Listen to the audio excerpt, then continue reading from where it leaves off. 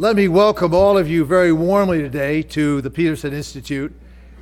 We are today very pleased to co-host with our good friends at the Japan Economic Foundation the latest in a series of conferences that we have co-sponsored with them over the years. The latest one was about 3 years ago, also devoted to issues of trans-Pacific economic relations and how they relate to what's going on in East Asia itself. Our co-host, the Japan Economic Foundation, is headed up by a very close and old friend of mine, Noboru Hatakeyama. Those of you who know him and know Japan trade policy know that he has been Mr. Trade Policy in Japan for a very long time. He was a career official in PIIE, as it was at the time, becoming Vice Minister for International Affairs in the early 1990s when he led Japan's negotiations in the conclusion of the Uruguay round, and also in a number of negotiations with the United States, particularly on automobiles and other vexatious issues of that time. He subsequently became chairman of JETRO, Japan's external trade organization, and since 2002 has been chairman and CEO of the Japan Economic Foundation. I think Hatakeyama-san is perhaps best known these days as the pioneer of Japan's free trade agreements. He and some of his colleagues and former colleagues at PIIE, now METI, have led the way in Japan's engagement in FTAs around the world, starting with Singapore, Mexico, Chile, and moving on, as he has proposed it, to a series of others, including the United States. That has not yet quite happened, but today's topic, the Trans-Pacific Partnership, might possibly become a method through which that kind of relationship begins to evolve. So I want to start today's conference by introducing our co-host and co-sponsor, Noboru Hatakeyama, for some opening remarks. Hatakeyama-san.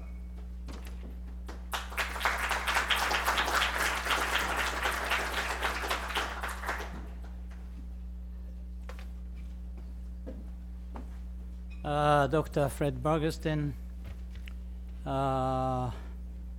Director of the Peterson Institute for International Economies, ambassadors, assistants,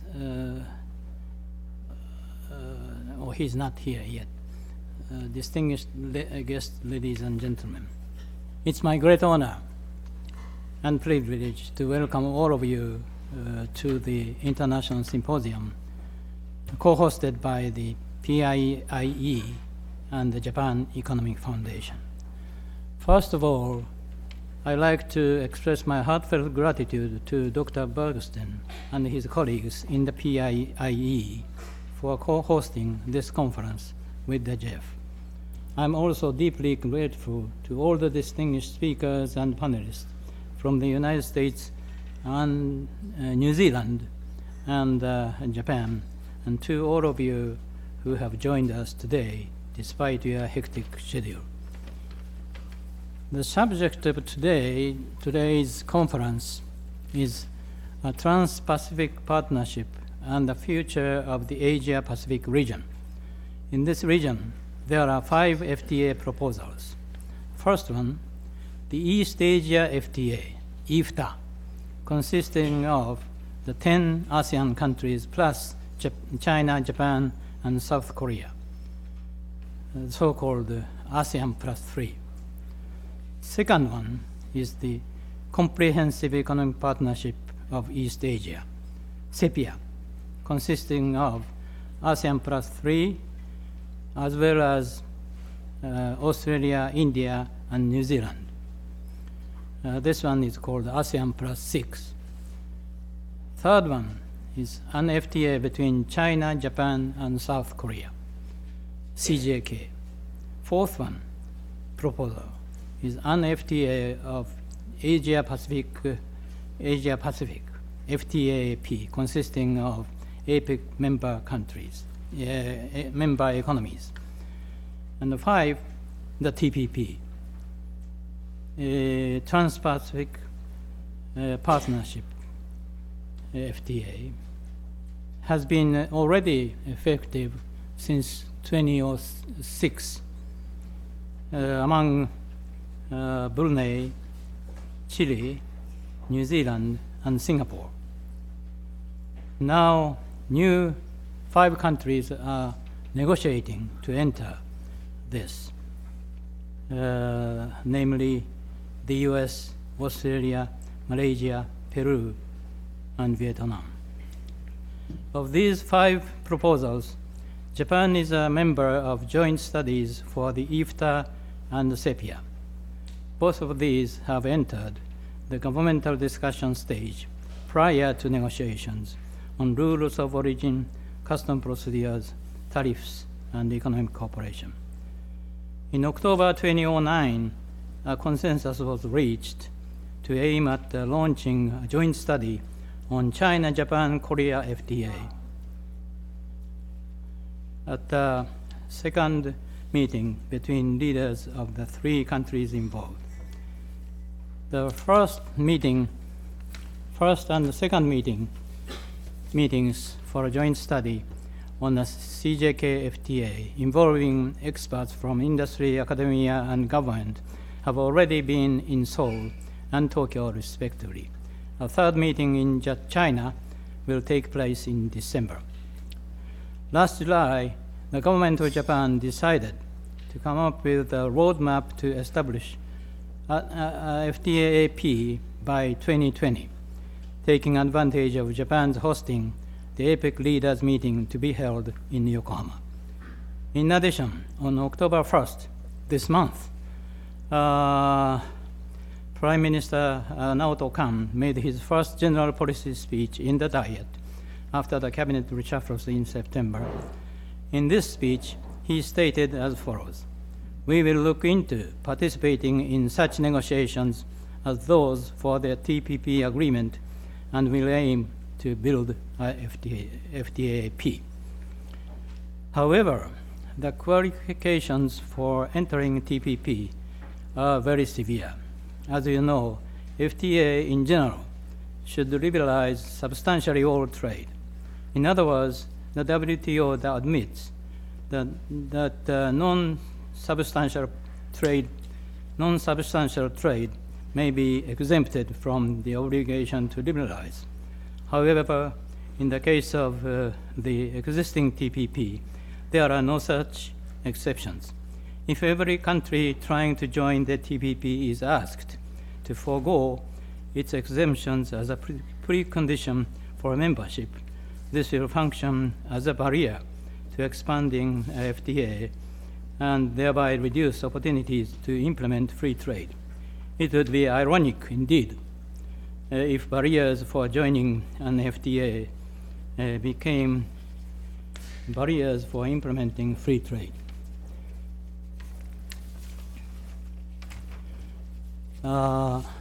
Personally, I think there are 2 reasons for Japan to join the TPP.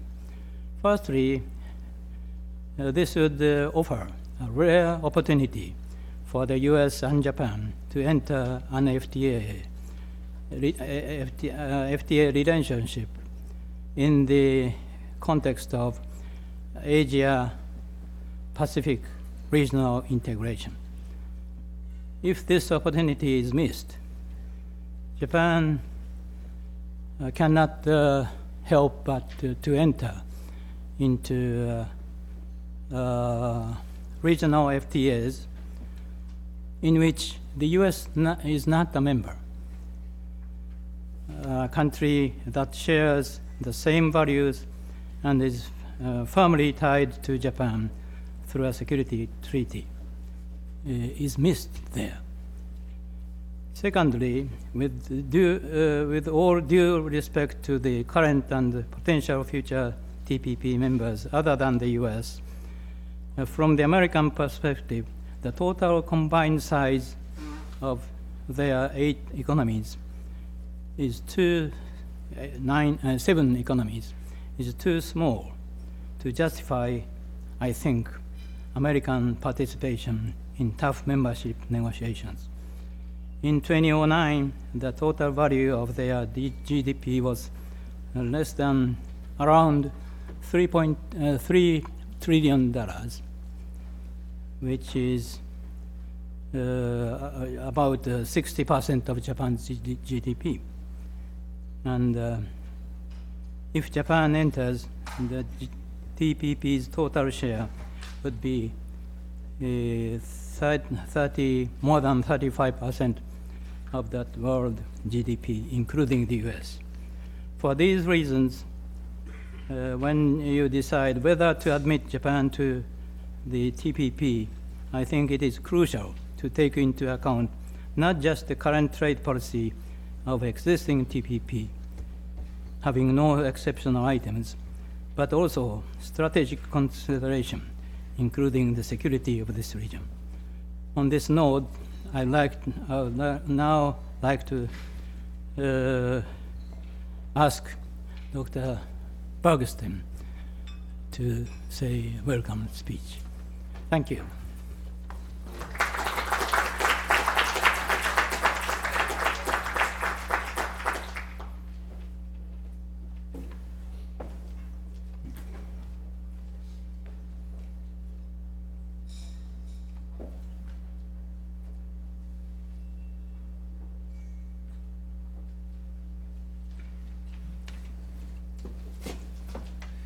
Well, as always, Dr. Hatakeyama has framed the issues very cogently and very succinctly. I would simply add, by way of opening remarks, that the discussions on the TPP are taking place in a very volatile global economic setting. On the one hand, we have still a very uncertain recovery from the global economic crisis. The emerging markets, particularly in Asia, are booming, growing at a rate of 8% or more, led by China, but others doing well as well. By contrast, Latin America at about 5%, the US at about 3%, Europe and Japan at 2% or less, with fears of a double-digit recession, and in the US and Europe, continuing high unemployment. So the global macroeconomic context is volatile and difficult, particularly in the advanced countries, including the US, and that creates, as always, a delicate context for trade policy. Second, we also have a very unsettled situation regarding the big global imbalances, which were a focus of the G20 finance ministers this past weekend in Korea, and will be a centerpiece at the agenda of the G20 summit in Seoul in only 2 weeks' time, just before the APEC summit in Yokohama. Here, of course, we have the big deficits in the United States and a few other places, the big surpluses in China and Japan and a few other places, leading to deep concerns about currency misalignments and a need to find a better global system for bringing the imbalances under control. That, too, creates a problem for trade policies of the type we are discussing today. We know historically, at least in the United States, that currency overvaluation, big trade imbalances make it very difficult to proceed with trade liberalization and run a constructive trade policy, simply because the imbalances affect the trade politics and make it difficult to move forward. Now, today's conference is not about either of those topics. It's not about the macro problems, and it's not about the exchange rates and the imbalances, but I mention those in the first couple of minutes simply because they do provide a context which suggests difficulties for trade policy, but in my view, a particular importance for trade policies. As we know from the press sensationalism of the past few weeks and months, the macro and imbalances problems have led to great anxieties about the outbreak, perhaps, of currency wars and trade wars.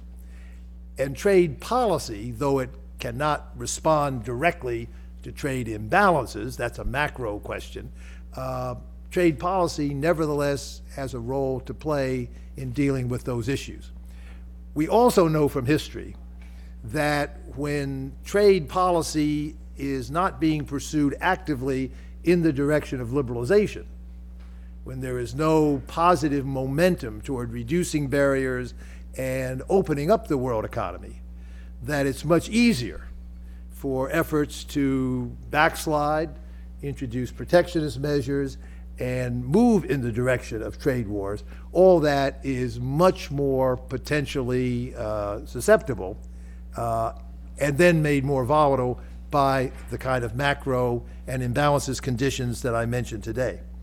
So I think it is imperative in considering where to take trade policy to have in mind this broader context and the need for trade policy itself to move forward in a positive way.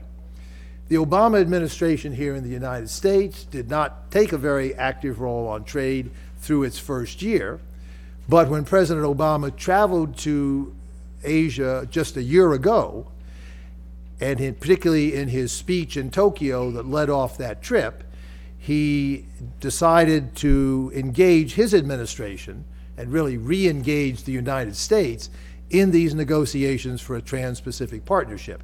And at this point, I think it's fair to say that is the main positive trade initiative that the Obama administration has taken, renewing an initiative that the Bush administration had begun in its last year or so in office.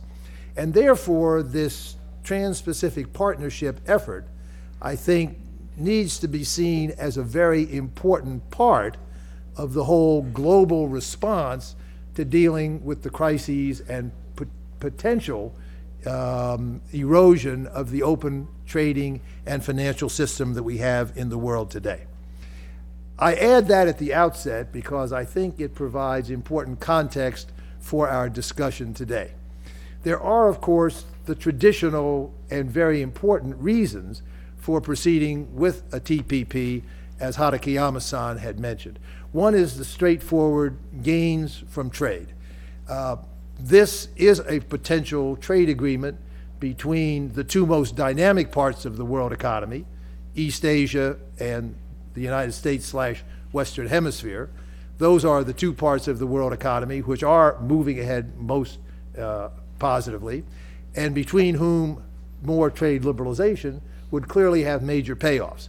Here I think it's worth underlining a key point that Hatakeyama-san made, that to achieve a reasonable amount of those gains, the membership of the TPP needs to approach a critical mass, a grouping within the broader APEC framework to at least start out the process that is big enough to be worthwhile in terms of trade flows, economic size, and the like.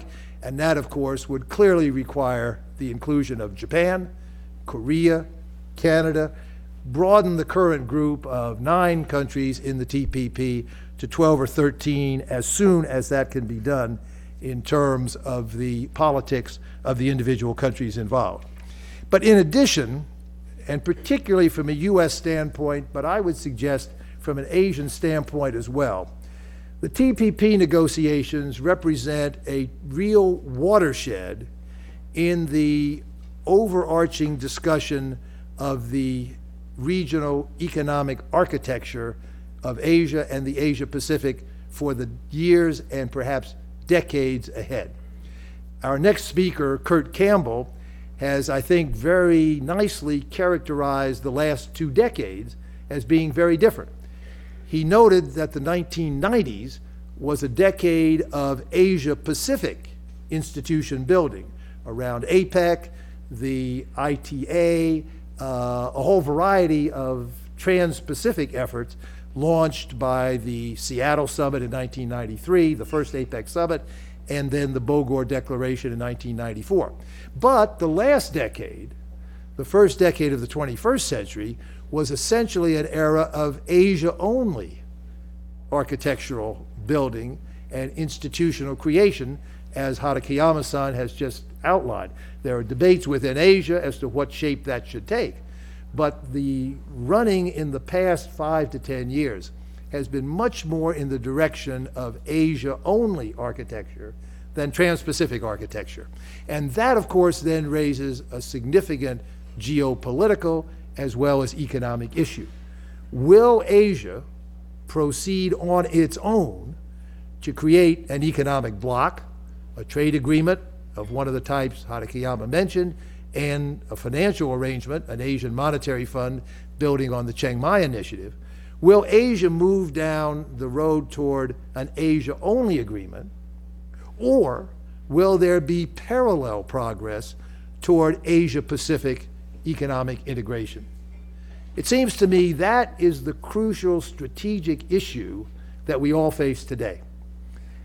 A failure to address that issue, and certainly a failure to resolve it, I think has underlain the weakness of APEC over the past decade.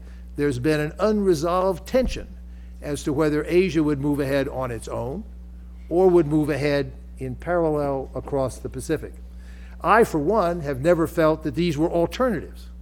I, for one, have never felt that the United States should oppose the Asia-only regional economic integration. And I don't think the United States has done so, nor would do so in the future. But that is contingent on parallel progress in terms of Asia-Pacific institution building and liberalization, which would then provide a set of two architectural evolutions which would be moving in complementary and supportive ways across the Pacific while moving within Asia itself. And so the big challenge for TPP, in addition to the opportunities of economic benefit, is, I think, to avoid a possible disintegration of the Asia-Pacific region if Asia were to move ahead only on its own. In that context, then, the role of Japan, Korea, a few other countries in Northeast Asia in particular become pivotal, because in addition to providing critical mass for the economics of a TPP, they can also then provide a significant bridge between the Asia-only agreements and the Trans-Pacific agreements, which, if pursued in parallel, could avoid the risk of drawing a line down the middle of the Pacific rather than forging further cooperation among its countries, which of course was the objective of APEC in the first place. Agreements of this type would of course strengthen APEC itself, would start to build an institutional framework across the Pacific that would provide security as well as economic protection for all of the countries in the region. So, the question for today's conference is how to proceed with all this. We do have underway a TPP negotiation based on the pioneer P4 group. It has now broadened to 9 countries. The U.S. has indicated its full participation. Those negotiations are now continuing, and there are discussions as to whether 2 or 3 additional countries, Japan in particular, Korea perhaps, Canada perhaps as well, would be joining the group anytime soon.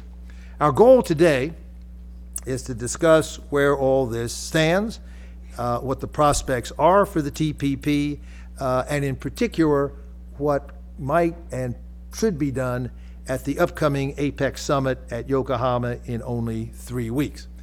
In addition, we want to have in mind how the issue evolves over the coming year. As the U.S. then moves into the chair of APEC for 2011, what should be the U.S. strategy in the context of perhaps a revival of the Doha round, in the context of moving ahead with the 3 free trade agreements that have been negotiated but not yet brought to the Congress. It looks like 2011 may be a very active year for U.S. trade policy. Could be particularly interesting in light of the outcome of the elections a week from tomorrow. We have as our luncheon speaker today Kevin Brady, who, if the predicted change in the House of Representatives were to occur, Congressman Brady, the Republican from Texas, will become the chairman of the Trade Subcommittee of House Ways and Means. As most of you who know him know, he's a very aggressive free trader. He's a leader of the TPP caucus in the Congress. He led, those of you who follow the China currency issue will be interested to know if you don't, he led the opposition on the House floor a month ago to the China currency legislation that was passed by a big majority to authorize the use of countervailing duties against China's currency manipulation or deliberately undervalued currencies by anybody else. But Congressman Brady opposed that bill, led the opposition on the floor, and I think can be counted on for very vigorous leadership of trade policy if he indeed does become chairman of the Trade Subcommittee as a result of the elections next week. We've set our conference today to run in 5 parts. The first part will try to set the economic and strategic context for the discussions. The second panel will then turn to the substance and membership of the agreement. Over lunch, we'll have Congressman Brady to bring a congressional perspective. This afternoon, we'll turn to the linkage between the TPP and the possibilities over the longer run of a full free trade area of the Asia Pacific. I think it's fair to say that all of the current TPP participants view it as a stepping stone toward the eventual realization of APEC's original Bogor goals and the FTAAP as proposed by President George W. Bush in 2006. And then finally, Hatakeyama-san and I will return for a brief wrap-up at the end. Okay, we'll turn to our first panel. It's scheduled to be led off by Kurt Campbell, our Assistant Secretary of State for East Asian and Pacific Affairs. Kurt has arrived. I will invite him to come up to the front. Kurt was previously Deputy Assistant Secretary of Defense for East Asia. He ran the Asian side of the National Security Council staff. He has been a leader in developing the Asia policy of the Obama administration. Worked very closely with the president and with Secretary Clinton in doing that. He's had a big hand on the trade issues because he knows how central they are to U.S. foreign policy, and it's a great pleasure to welcome him to start our conference today. Kurt.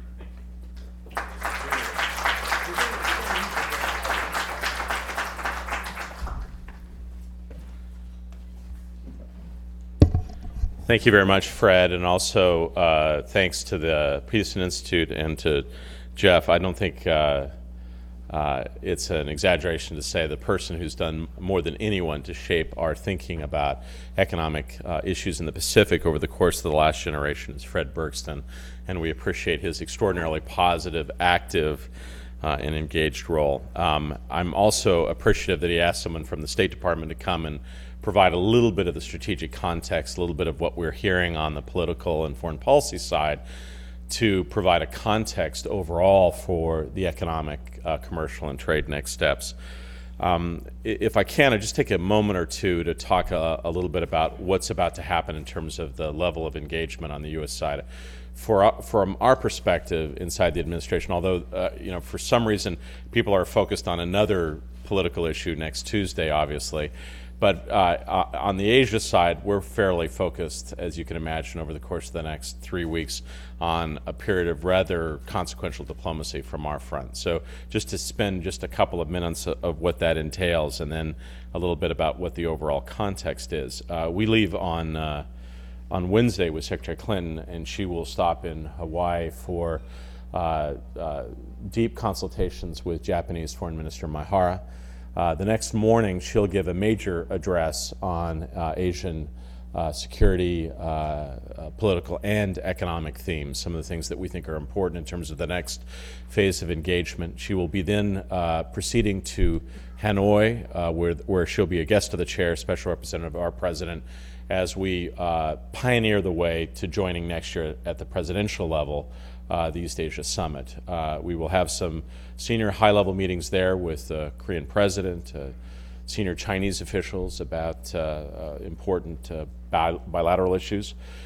We will also have a number of other sessions with leaders and foreign ministers in Hanoi. We will go to Cambodia, Malaysia, Papua New Guinea, Guam, New Zealand, Australia, and American Samoa thereafter. So extraordinarily deep, substantive set of consultations with a number of our key players in the Asian Pacific region. In particular, in New Zealand, we will be launching sort of a reframing of our relationship. I think, as many of you know, over the course of the last 25 years, we've had one problem that has basically complicated everything that we've sought to accomplish, and we're seeking to put that in a larger context.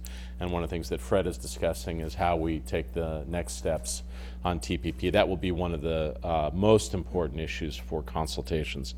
And then obviously in Australia, we will, Secretary Clinton will be joined by Secretary Gates for what we call our OSMAN discussions, where we will talk about both strategic and commercial issues going forward. At each one of these stops, the Secretary is planning to do a major economic themed portion of the trip to underscore American engagement, the desire to increase American exports and the like.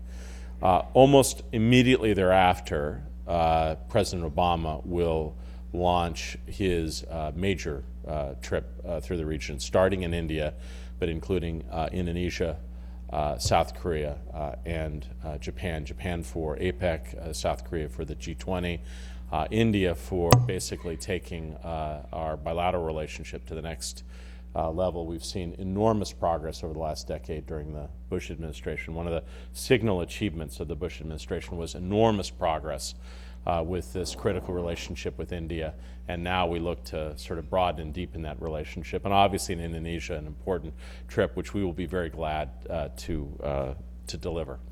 I think it would be fair to say that, you know, when Fred is talking about the framework, Pan-Asian versus Trans-Pacific, we are thinking in terms of the latter, how we need to ensure that in the phase going forward at a political, strategic, trade, and economic level, that the United States is part of the conversation and indeed deeply involved in the consequential discussions around these matters. But in fact, the term Trans-Pacific in this context is different from the 1990s because in the current environment, it is just as important that India, for instance, is part of the conversation on these matters as the United States. So you will notice in all of the speeches and discussions that the United States has had about the Asian Pacific future, we underscore the important and appropriate role that India is playing in the Asian Pacific region. So this has gone beyond rhetoric. Obviously, the Indian government has talked about a look east strategy, but increasingly you're seeing with its diplomacy and its trade engagement that India is playing a larger and larger role in the region. Just yesterday, Japan and India have initialed a major strategic initiative about how the two countries will work together going forward, and we're very pleased by that. And we think that's the appropriate role for a country like India to play. And so as we think, and Fred, I'll assign this to Fred and his extraordinarily creative and able team, we really need to come up with a new term that is no longer Trans-Pacific, because that really harkens back to the 1990s. What we need is a new terminology which reflects not only an active American role, but a stronger role for India and other countries as well going forward. So I would say that's the sort of the general framework of what we have in terms of travel. Extraordinarily complex, many things ongoing. I think as many of you know, Ambassador Kirk is involved with his Korean counterparts. He will be meeting in San Francisco tomorrow with his Korean counterpart to talk about the final steps, hopefully, associated with the Korea Free Trade Agreement as a whole. So that's what we've seen in terms of upcoming travel. I'm going to give you a sense of what I hear when I'm out in the region, and one of the things that I think have to go into our overall thinking as we try to develop an agenda for the way forward. So I've been in this job for about a year and 2 or 3 months, rather substantial amount of travel, and I hear a series of concerns on a rather persistent basis, and I think it'd be important to reflect on those honestly and accurately. The first concern is one that is common, and it is a worry about American preoccupation, that the United States continues its focus in the Middle East and South Asia, and that those are important issues in Afghanistan and Pakistan and Iraq, but that as we look back on this period in 20 or 30 years, the most important developments at a strategic level are taking place in Asia. And this is truly the Asian Pacific century. And there is a view among some of our friends and others that we are not as focused as in the Asia Pacific region as we need to be. Frankly, we hear this concern, and we've tried to reflect it in our diplomacy. Secretary Clinton has been in this job coming up on 2 years. This will be her 7th trip to Asia. So I think a rather deep recognition that we had to step up our game in the Asian Pacific region and do this in such a manner that is consistent with long-term bipartisan goals in terms of the U.S. side. A second concern that often we hear in our deliberations is a more subtle discussion having to do with Asian views about the American future. And we heard more of this last year than more recently, but there is a concern, a persistent fear about American decline. And most of the debate has been about what is the appropriate angle of that decline. Should it be sharp? Should it be over a longer period of time? Is it relative? Is it dramatic? And I must say, the one thing that we have going for us in this sort of debate is American history. We have heard this debate in Asia several times before. We heard it in 1975 at the end of the Vietnam War. We heard it at the end of the Cold War. A lot of anxiety about the American future. And in fact, in each circumstance, we saw the United States rebound back very strongly and forcefully. Larry Summers has a wonderful sort of quip that he uses, that it is in fact these anxieties which we are living through right now that push the United States forward, that make us become more innovative. It's this desire not to be passed on the raceway, on the strategic raceway of Asia, that causes us to innovate, to work aggressively going forward. And I think many Asians believe that it is our flexibility of our job market, it is many of the underlying strengths of our educational system, it's the determination of our political system that will allow us to play a dominant role going forward. So I think we have passed the worst period of that kind of deliberation in Asia, and we will need over the course of the next year, both through economic signs, hopefully more positive, but other actions to dispel residual worries along these lines. But it's important to acknowledge that they exist and not to dismiss them out of hand. These are things that actually worry Asian friends considerably. A third issue, frankly, is the ability of the United States to are we able to undertake major consequential endeavors of the kind that we've done in the past, and worries that perhaps issues like Katrina, like the oil spill, suggest that the United States has difficulty dealing with large multi-agency tasks.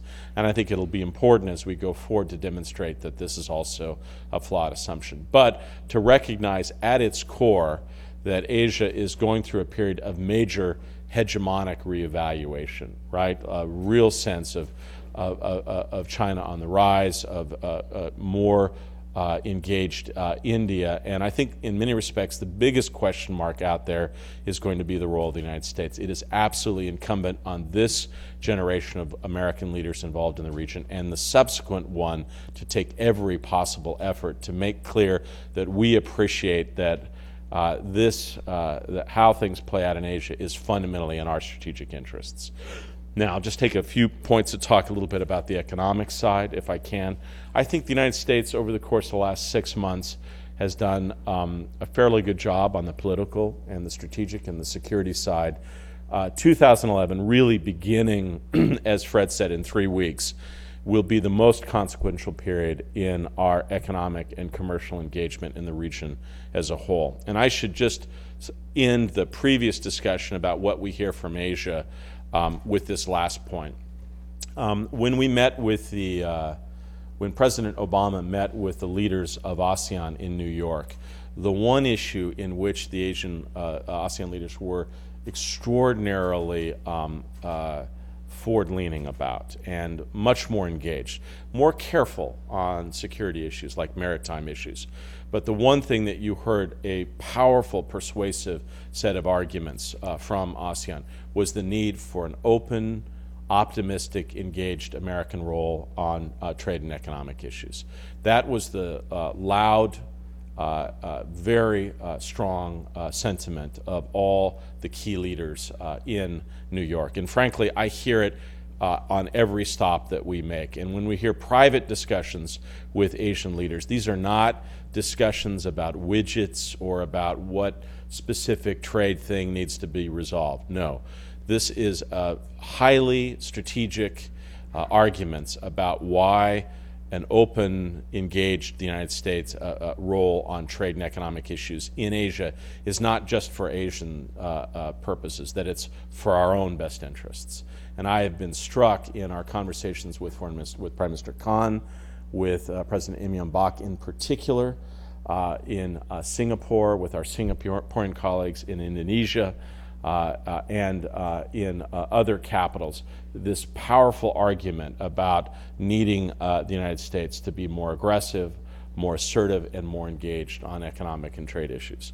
And I think you will see over the course of the next year that we hear this and we understand the steps that need to be taken. I'm not going to go into great detail. Fred has led the way on chorus, but I think we all recognize that the two leaders, President Obama and President Im Young-bak, have set a very clear expectation of moving forward at the G20 and the need to see a positive opening at that time. And I think we all recognize that this is the best possible timing to make the kind of progress that is necessary at the strategic level. And so I think I should be very clear that both sides understand the importance of this and the urgency, and I think there's very hard work that's underway. And I think we're in a circumstance right now at a strategic level that we cannot afford to fail. I think it is absolutely essential that we are successful in the Korea Free Trade Agreement. I can say more about that, but Wendy and others are here and they can talk about the details. But at a strategic level, the President and others have made clear what the expectation is in terms of our overall success. And when I mean our overall success, I mean the United States and South Korea together on this. This is not just for South Korea. This is of enormous importance to the United States as a whole. I think you will also see some substantial discussion by the President and his senior advisors about TPP. I think there is a desire to ensure that this first phase is launched effectively, and we understand the standard setting quality of the next year of this first phase. I will tell you what's most gratifying is the level of interest that TPP has triggered, not only among the core members, but a larger group of states outside. And we are beginning, and others are beginning, discussions about the path and pace that makes sense associated with incorporating a larger group of nations into this process moving forward. I think we've all heard the phrases high quality, standard setting. I think the desire on the U.S. part is to put some meat on the bones and to make very clear that this is a 21st century agreement that reflects the critical challenges that many of us feel, many of our countries feel in terms of a variety of issues associated with trade, other matters going forward. In addition to TPP, we also will be hosting APEC next year in Hawaii. I think it's going to be extraordinarily important for the United States at the level of the President and other senior officials to integrate and to articulate a vision for institution building that really promotes a degree of harmonization among these various institutions and initiatives. So we have the Korea Free Trade Agreement, we have TPP, APEC next year can provide, in many respects, the operating system for some of our overarching goals and ambitions in TPP going forward. We will also, in Indonesia, hold the third U.S.-ASEAN summit that the President is committed to in Jakarta. I think it would be fair to say that one of the requests that came from the senior leaders in New York and have come in the past was a request to the United States, is there anything possible that on the trade or economic front that can be done institutionally between the United States and ASEAN? And I think the truth is that we desire a deeper engagement with ASEAN across the board, and we have tried to articulate clearly that we see ASEAN as the core central feature in multilateralism associated with the East Asia Summit. But it is also the case that, particularly on the economic and trade side, the vast differences between a Malaysia that is basically, and Singapore, right on the edge of the most competitive economic status on the global stage, countries like Indonesia that are seeking to take enormous steps, and, for instance, Burma that is deeply, profoundly, tragically out of sync.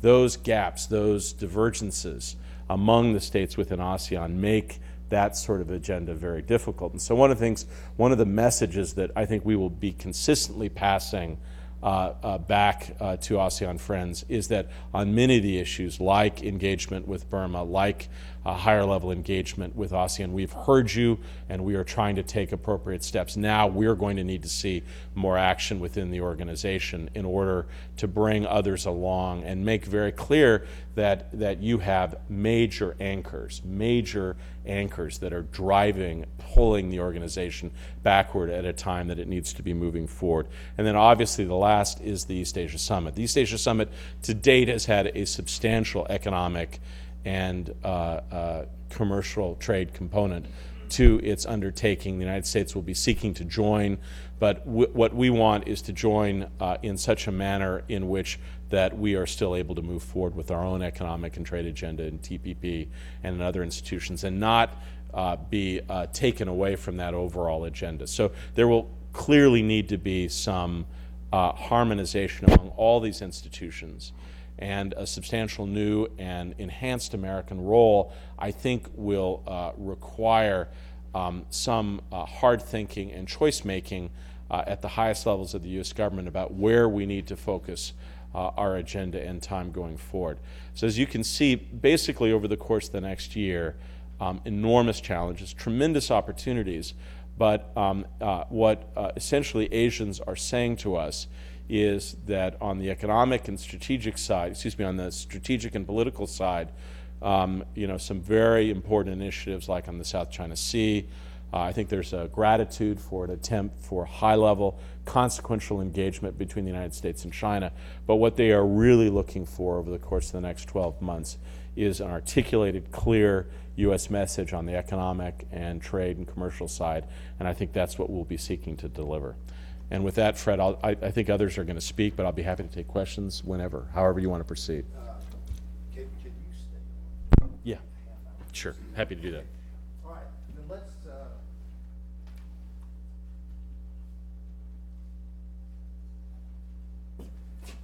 Kurt, thank you very much for that very comprehensive overview. Much appreciated. I'm sure there will be questions. We have two other speakers on this initial panel. Akira Kojima from Japan, known to many of us as Mr. Nikkei for many years, now in new incarnations as a senior research fellow at the Japan Center for Economic Research and a variety of other things. He will bring us a Japanese perspective on all these issues. We'll then round out the panel with Dan Price. Dan is now Senior Partner for Global Issues at Sidley Austin, but immediately prior to that was the Chief Official for International Economic Policy at the National Security Council and National Economic Council in the Bush administration. He was the G7 Sherpa, the APEC Sherpa, very involved in moving to the G20 as the premier economic group in the last year of the Bush administration, to help respond to the global crisis, and Dan was the point man in handling that whole transition of the global economic architecture. So let me ask Kojima-san, and maybe what we should do, why don't we all take the sit at the panel up here, sit at the front table. Let me ask Kurt to come back up. Kojima-san, Dan, I'll sit at the end to monitor, and we'll start in with Akira Kojima. Yep. So you're going to be next, and then Dan, and then I think you're going to do the reverse. I think Fred's going to be there. Yeah.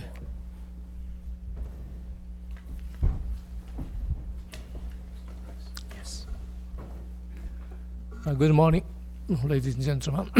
First, may I thank organizers of today's very important conference for giving me a chance to be included. I'm from the country which is having many difficulties nowadays. Many of the difficulties have the initial D: deflation, depopulation, dilution in the stock market, the leveraging, deficit of government, defense, that's my issue sometimes, and sometimes, or very often, difficulty having to do with DPJ, Democratic Party of Japan. Anyway. The theme of this conference is very important because this year, 2010, marks the target year of the what is called the Bogor goals for achieving free and open trade amongst APEC industrialized economies, and the midpoint year for its developing economies. At such a juncture, APEC needs to think about its future directions and new possible visions. Before going to APEC new visions and TPP matters, let me touch upon East Asian psychological situation and what is often mentioned, its growing sense of Asian identity, especially since after 1997 Asian financial and currency crisis. Actually, I must put stress upon the fact that East Asia is a late comer or a late runner with one lap behind in the process of regional group making.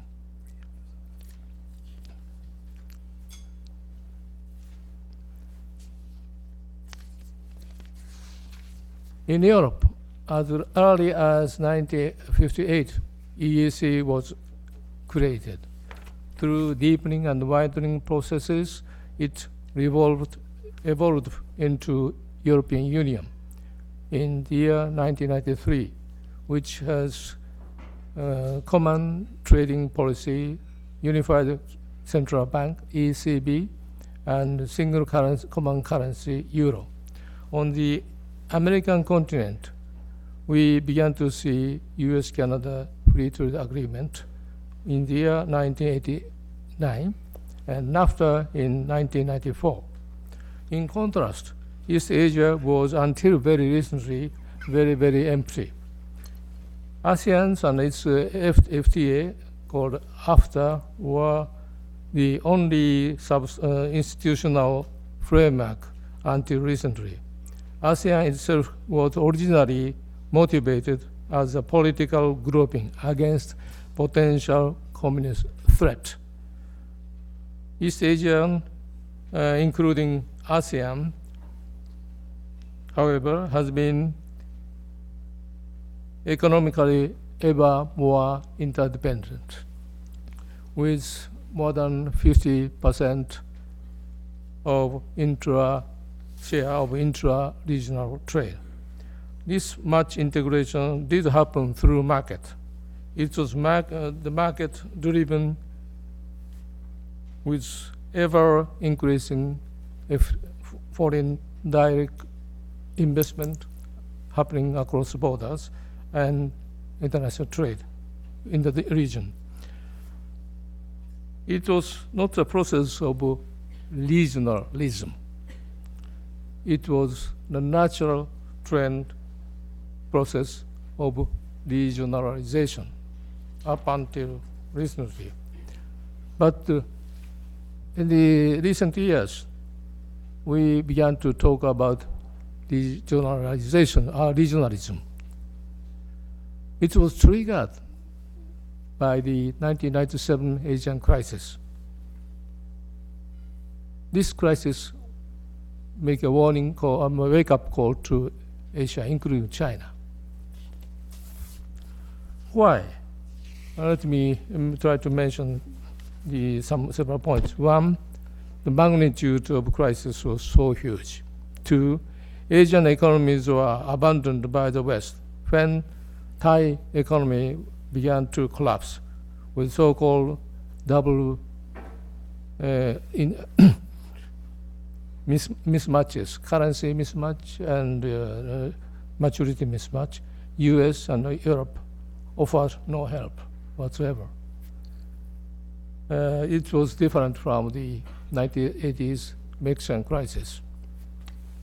Three, IMF policy prescriptions did make the crisis, at least at the beginning stage, even worse. And in case of Indonesia, which had the immediate contagion from the crisis, IMF intervention destroyed not only her economy, but also her political and social fabric. For US threw a sharp criticism to Asian by pointing crony capitalism as the root cause of Asian crisis, and it was regarded by Americans as the Asian-only crisis. Five, APEC, to my regret, was of little help at that time. Asian countries realized this hard reality and began to feel that they must help each other. The idea of Asian Monetary Fund proposed by Japan was killed by US.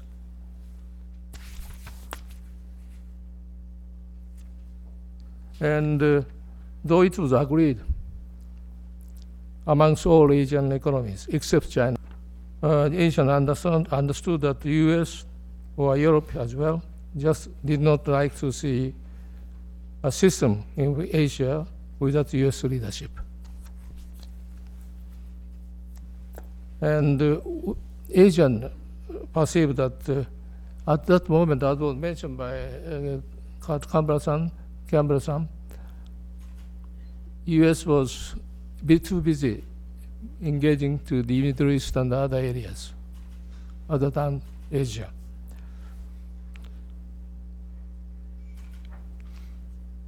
So in this situation, Asian crisis of 1997 was really a wake-up call to all Asian economies.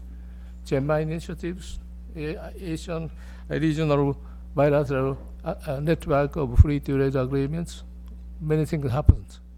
EMS system was introduced. But at this moment, this next EMS, East Asian Summit, the organizer is trying to invite Russia and US. So it's a new start. I must go back to APEC and TPP-related issues. Thus, this late July, so-called the 2010 APEC Study Centers Consortium organized a conference in Tokyo. Researchers from APEC member economies are invited, actually participate. Naturally, the conference this year was expected to explore APEC's future directions. Main issues covered there were, one, pathway to free trade area of Asia Pacific, FTA-AP, or FTAP. 2. Growth strategies. 3. APEC vision beyond the Bogol goals. One important research finding presented to the conference is that the fruits of economic integration and trade liberalization are not automatically shared amongst APEC members, people, and companies. With this fact in mind, the conference made 3 proposals. 1, promotion of trade and investment in APEC area should be accelerated by FTAP. This FTAP must be 1, A, WTO consistent, B, more legally binding, C, higher quality FTA, D, Trans-Pacific membership, E, Pathfinder approach. D, those are the related issues of first proposal. Second proposal was growth agenda. Without economic growth, there should be a limit to have meaningful liberalization process or facilitation of international trade. That is the nearly emerging and shared concept amongst APEC countries. And here, growth should be a innovative growth, productivity, innovation. B, sustainable growth. C, inclusive growth. D, balanced growth. The proposal 3 is about Bogol Goal Plus. This Bogol Plus, Goals Plus comprises 1, continuing efforts in trade and investment liberalization and facilitation with due attention to product and shipment safety. B, strengthen ecology, green development. C, inclusive, diverse growth strategies to attain and sustain equitable progress for all countries within APEC regions. Next, I must touch upon new geopolitical factors in Asia, which was covered by Campbell. China is in recent years and even in recent months getting more assertive and sometimes coercive in her use of economic diplomacy. In that respect, Asian crisis was a wake-up call for China also. Although China refused to join the idea of Asian Monetary Fund advocated by Japan, China, however, contributed $1 billion to help support crisis-ridden Thailand at that time. It was actually the very, very first time when China made the clear engagement in economic cooperation programs in the region. China is becoming more aggressive to FTA approaches. In November 2000, then Prime Minister Zhu Rongji surprised the world by offering Chinese clear proposal for having FTAs with all of the ASEAN countries by the year 2010. Before then, China had been just a simple follower, by no means a leader in the international common arrangement or negotiations. The reasons for this change of China's policy may be 1, to mitigate emerging perception on the part of ASEAN countries in particular about China threat. to win the leadership game in Asia and the Asia-Pacific region. 3, to secure steady supply of natural resources needed for sustainable high economic growth performances.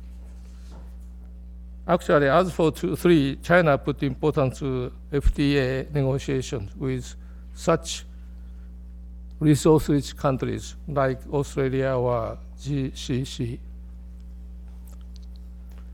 More recent episode of assertiveness and coerciveness is in the area of economic diplomacy. From around 2004, Chinese leaders began to promote a new concept of economic diplomacy as a tool of strategic diplomacy. In September 2010, China actually introduced leverage use of supply cut of rare earth mining to Japan. This was a shock to Japan and also a shock to all other neighboring countries. Okay.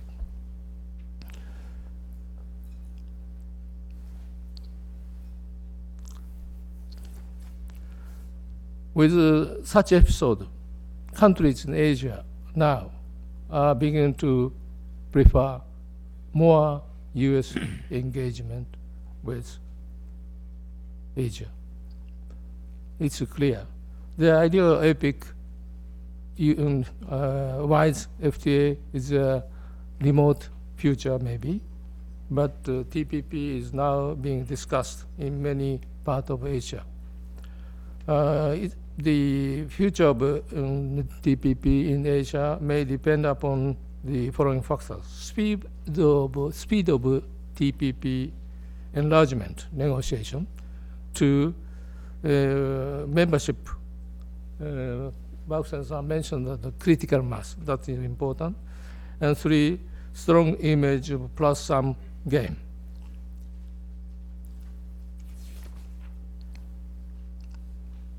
Lastly, as for TPP and position of Japan and Korea. As for Japan's position, it was expressed by Hatakeyama-san. So I just mentioned lastly my experience from my recent visit to Korea. I talked about Korea's approach about TPP, and with one of the high-ranking officers of the cabinet. He said in this way: we have divided ideas in our government. One school of people prefer to see Asian integration first.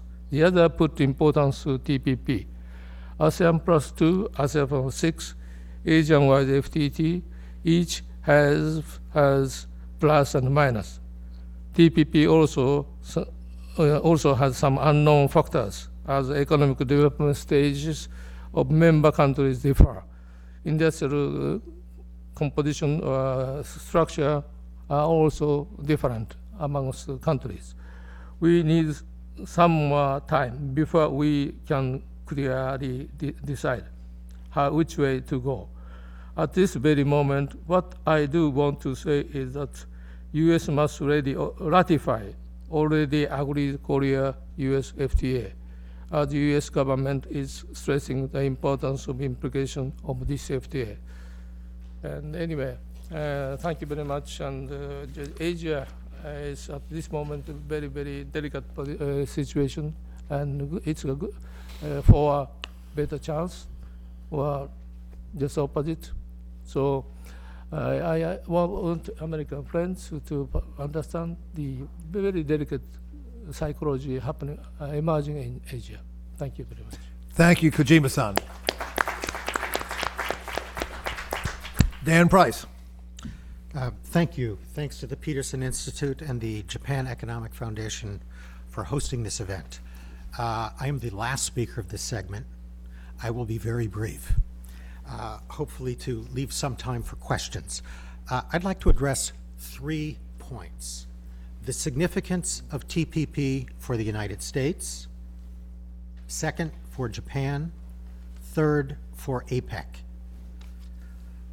starting with the first, for the United States, I'm not going to talk about the economic impact, potential gains to GDP. Others will cover that. For the United States, in my judgment, the single most important thing about vigorous engagement in TPP is to help dispel the notion and alleviate the concerns that the United States and this administration are AWOL on trade and investment liberalization. Assistant Secretary Campbell shared what he heard in the region, and I agree with all of those messages. I will just put a slightly finer point on one of those messages, and that is what I hear when I travel around the region in both business circles and official circles is, where is the United States? What about this drift to protectionism? When will you look up and look out? So I think the administration's decision not only to conclude the Korea FTA, which like other speakers I think is essential, but also to engage in TPP is critical, because it is impossible, and I think the State Department and USTR have long known this, and I think it's beginning to dawn on other parts of the executive branch. You cannot be engaged in Asia if you are not engaged in trade and investment liberalization. Engagement in Asia means engagement in trade policy. The United States market has long itself acted as a force for Asian economic integration, whether or not the United States is at the negotiating table. But it's not just our market that is necessary for Asian economic integration, Trans-Pacific integration. It is our leadership. And I'm glad to see the first signs of that emerging. From the perspective of Japan, one of the jobs that I had in the last administration was chair of something called the U.S.-Japan Sub-Cabinet Dialogue. And this was not a very happy assignment. The two sides would get together at the vice ministerial level. I see some friends who are veterans of that process in the room, as well as those who sought to prepare me for that process in the room. We would get together and we'd have this long laundry list of issues, and we would just kind of go at each other on these long-standing, intractable problems. We would make all the speeches about shared values, shared economic interests, how the relationship is a vital one and the core of U.S. engagement with Asia, but we wouldn't really get anywhere. There is an opportunity now, and those of you in the room, particularly from Japan, are much more knowledgeable about this than I. There is a rare political opportunity now in Japan to seriously bring Japan into a comprehensive free trade agreement with the United States through the vehicle of the TPP. It is being discussed in Japan in favorable terms at a political level that certainly I've never seen before. My message, and certainly there are difficult issues, agriculture, etc. My message to Japan would simply be this: if not now, when? And to the United States, by all means, seek assurances from Japan that they're serious and that long-standing issues will be resolved in the negotiations, but do not establish artificial entrance fees. Third, APEC. Yes, I was the APEC Sherpa, and any of you in the room who have prepared a leader for an APEC summit will sympathize. Yeah. Unlike the G8, unlike the G20, where there's a handful of issues that leaders can really get their teeth into, whether it's poverty alleviation, AIDS, food security, economic imbalances, essential economic reform, reform of international institutions, APEC is a very different creature. It performs enormously valuable infrastructure functions, but it is a series of initiatives that are sufficiently detailed, complex, and at the micro level that they evade leaders' attention. Right? What do leaders understand about APEC and get most quickly? The APEC travel card. Model measures, pathfinders. It doesn't do it at a political level. So, to me, the significance of TPP is it presents an opportunity to galvanize, rejuvenate, and reorient APEC into a meaningful negotiating forum. I understand that's contrary to orthodoxy, that it's not a negotiating forum, but it holds the prospect for APEC, if it will take up this nascent TPP, it holds the prospect for APEC to really get involved in FTAP in more than a rhetorical way. Thank you. I think I'll stop there and allow time for questions. Thank you, Dan. Okay, we've got a few minutes for this panel. I think we can slide over a little bit into the time of the next panel because of the great importance of the topics that all these folks have put on the table. Okay, we've got several hands. Yes, in the back. Yep. Please either go to a microphone or get a traveling mic, identify yourself, and fire away. Toshio Ogata with the Asahi Shimbun at Japanese newspaper. I have two questions to Dr. Campbell and one question to Mr. Price. So first of all, Dr. Campbell, you mentioned that your expectation on the APEC, and you mentioned the institutional operating system. So could you tell us a little bit more about your roadmap toward APEC next year? This year, Japan is a chair, and next year, US is chair. What would be your expectation on this year's outcome and next year achievement? And secondly, how do you strike a balance between your commitment to Asian partners and WTO? World Trade Organization is kind of stalled. At the same time, Obama administration is trying to expand relations with Asian countries. Those are the two questions. And to Mr. Price, I'd like to ask about the same kinds of question, which is your view on the current administration's trade policy. It seems to me that the Obama administration is trying to expand more relation with Asian partners, especially with China. But when it comes to WTO, World Trade Organization, they have not yet come up with a specific initiative. Thank you. Okay, Kurt and Dan. Yeah.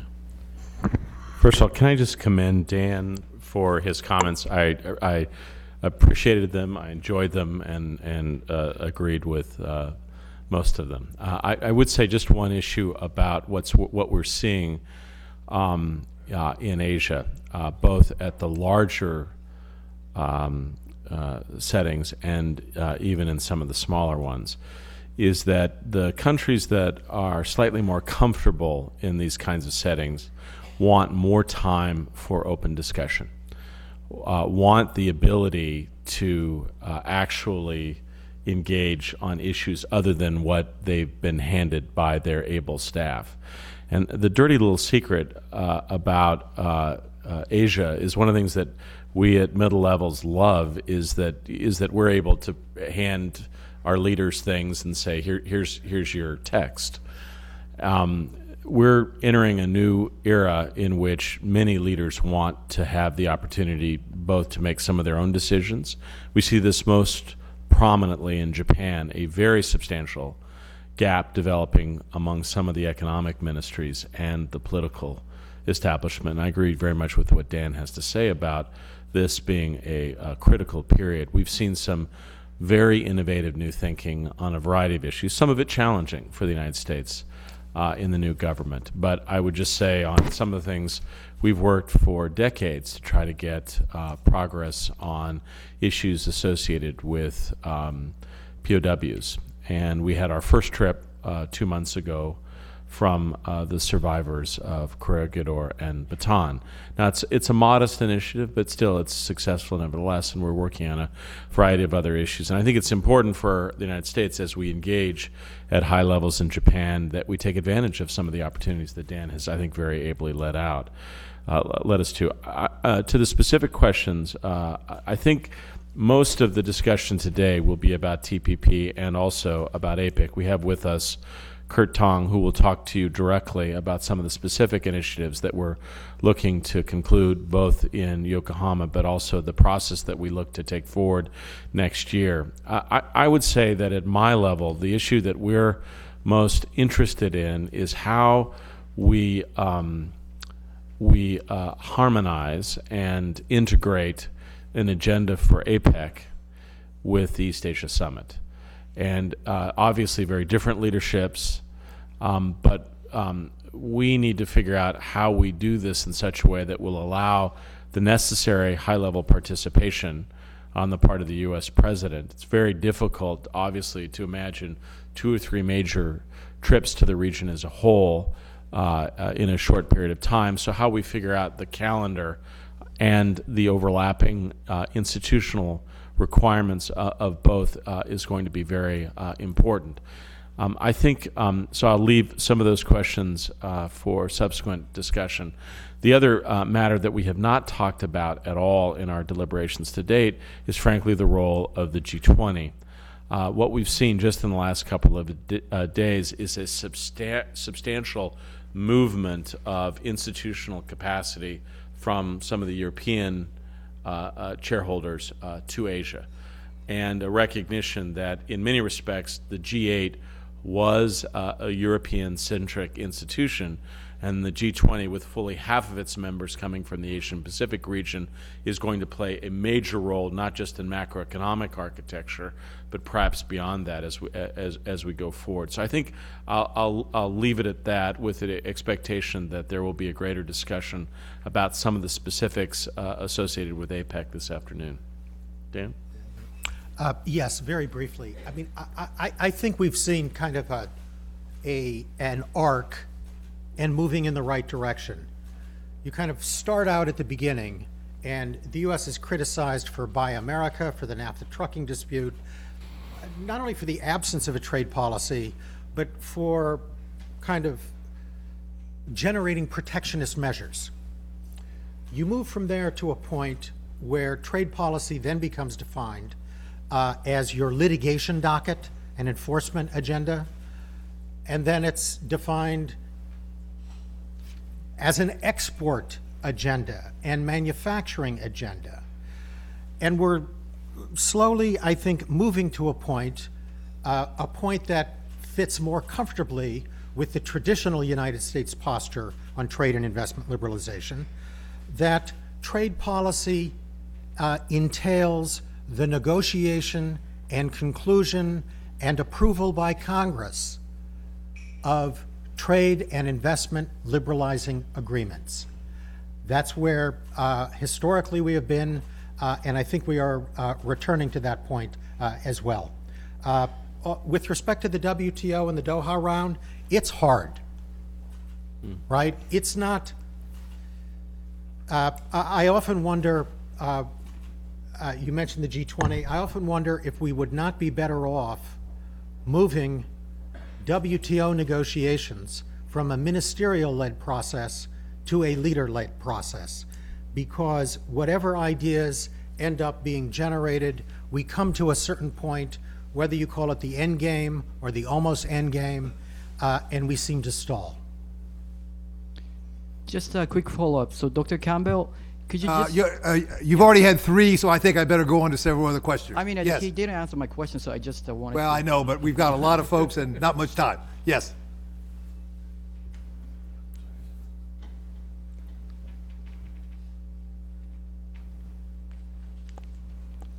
Hello, Jamie Strawbridge from Inside U.S. Trade. Just a Speak a little louder. I'm sorry. Jamie Strawbridge from Inside U.S. Trade. Just a question for Dr. Campbell, specific on the TPP question and kind of a broader strategic question.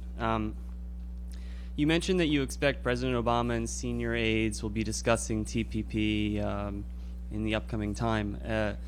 But I was wondering, has any high-level interagency discussion been going on yet specific to the question of whether and how to accommodate the possible interest of Japan joining the talks?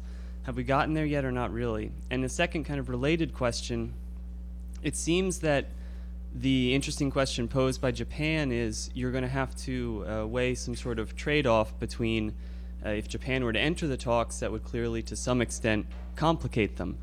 However, as pointed out today, you also have the huge benefit of Japan joining in that it's a huge economy and drastically increases the potential of a TPP agreement.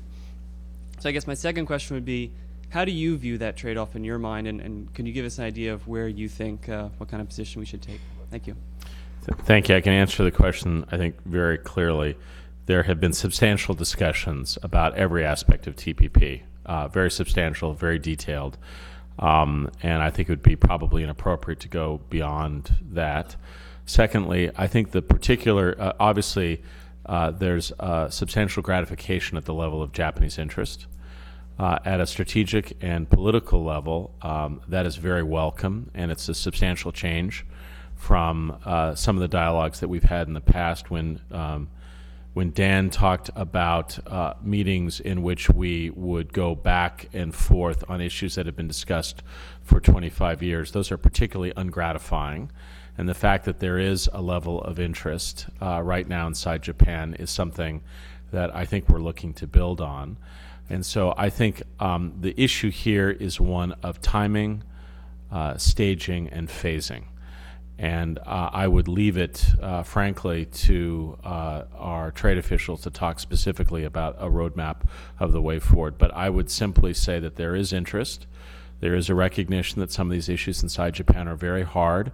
We want to encourage those elements inside the Japanese government that are optimistic and engaged and looking towards deeper economic and institutional ties with the United States. And I think I'll leave it to others to talk about a specific roadmap on the way forward. Okay, in the back. Yep. Thank you. Dong Hui with the China Press. I have two questions. The first question is for Secretary Campbell. And when Secretary Clinton visits Hanoi next week, will she raise the South China Sea issues publicly? Will she meet with Chinese Premier Wen Jiabao? Second question is regarding TPP. I believe without China's participation, the TPP won't play a real role in promoting free trade in Asia-Pacific region. Why the United States doesn't want to discuss with China about TPP? Is it because the Obama administration is facing a stronger opposition domestically? Thank you. I'm going to let others answer parts of this question, but let me dispel the second question if I can. We have had discussions with Chinese interlocutors about TP, in fact, about almost every aspect of American strategy in Asia. So I think on that particular issue, you're probably, the sourcing is incorrect. We have had discussions with China and other nations about what we are seeking to do in terms of institutions as a whole, not just TPP, but the East Asia Summit process looking forward in terms of all Asian Pacific institutions.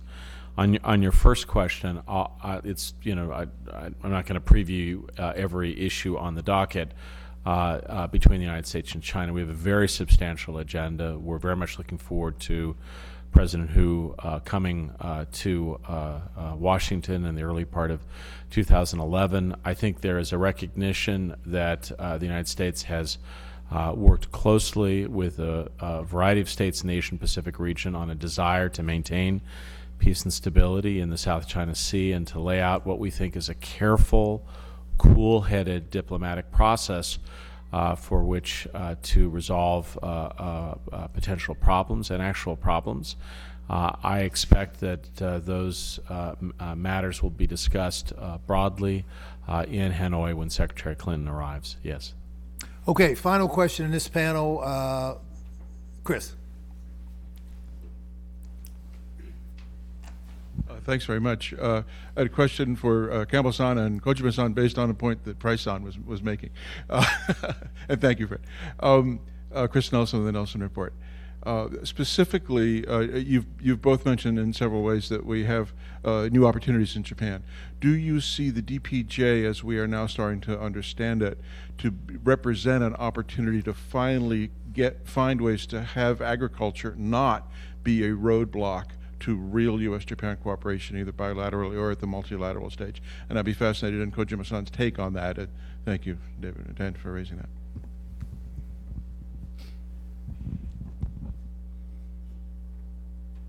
Kojima-san, why don't you Yeah, start? yeah, Kojima-san should. We'll let you start on that. You should give then. the answer to that.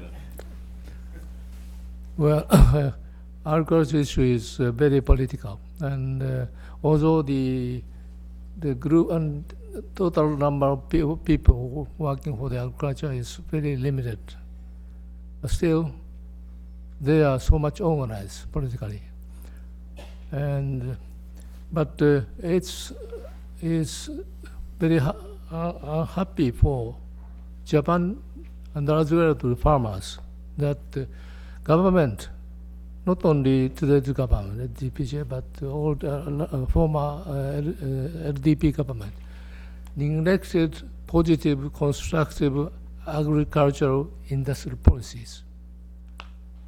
They confused for so many years with industrial policies to encourage agricultural industry to be viable, competitive, growing industry, but they try to distribute just subsidies. It's more not economic policy; it's a social welfare policy. So it was good partially to farmers, but as for the industry, it's killed the future dreams amongst the potential successors of farming industry.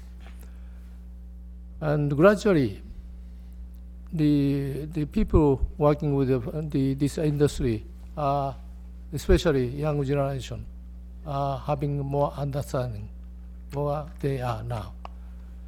So, but when it comes to the table of politics, it's just all or nothing discussion. So that's a very, very sad story. So we have the gradual, continuous dialogue with the people concerned. But as for this government, frankly speaking, TPP issue came into the discussion of our government only recently. Before that, up recently, they are preoccupied by the leadership elections or the Senkaku Island, Japan-China issues and so forth. All of a sudden, in the past only 1 month, we are now having lively discussion amongst the leadership of politics. But